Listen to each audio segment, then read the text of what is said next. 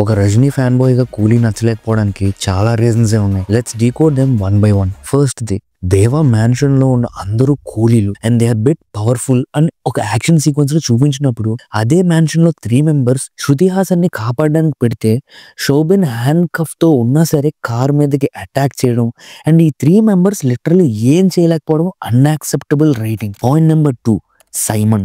ఈ మూవీలో డైరెక్టర్ గాడి తప్పింది ఈ రోల్ కి.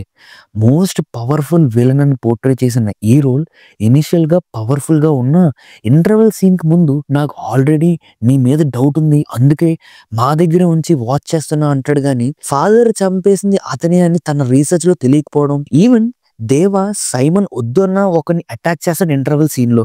ఒక పవర్ఫుల్ విలన్ అయి ఉండి he doesn't do anything. Simon and Dahaa almost equal age group లో ఆ ఇన్సిడెంట్ చూసినా దాహాకి మాత్రమే దేవా గుర్తుండడం ఇంకో magic. Point number 3, Deva and Simon ఒక లైన్ వర్సెస్ బైసన్ లా ఉండే ఒక గేమ్. సడన్ గా 2 హైనాస్ లాంటి roles Kalyani and Shobhan V. Audience అందరూ మంచి lion versus bison fight expect చేస్తుంటే 2 హైనాలు లైన్ ని అటు ఇటు తిప్పడం అండ్ లైన్ కూడా లాజిక్స్ లేకుండా ప్రతిదీ చేయడం ఆడియన్స్ అస్సలు యాక్సెప్ట్ చేయలేకపోయిన నిజం. పాయింట్ నెంబర్ 4, దేవా ఒక పాస్కోడ్ తో ఫ్యాక్టరీలోకి ఎంటర్ అయ్యాడు. సరే, ఒక్క ఫైటర్ మర్చిపోయాడు అనుకుందాం ఎంటర్ అవ్వడానికి పాస్కోడ్ ఎలా వచ్చింది అని అడగడం. బట్ ఆ సీన్ లో చాలా మంది ఉన్నా ఎవ్వరికి డౌట్ రాదు కదా.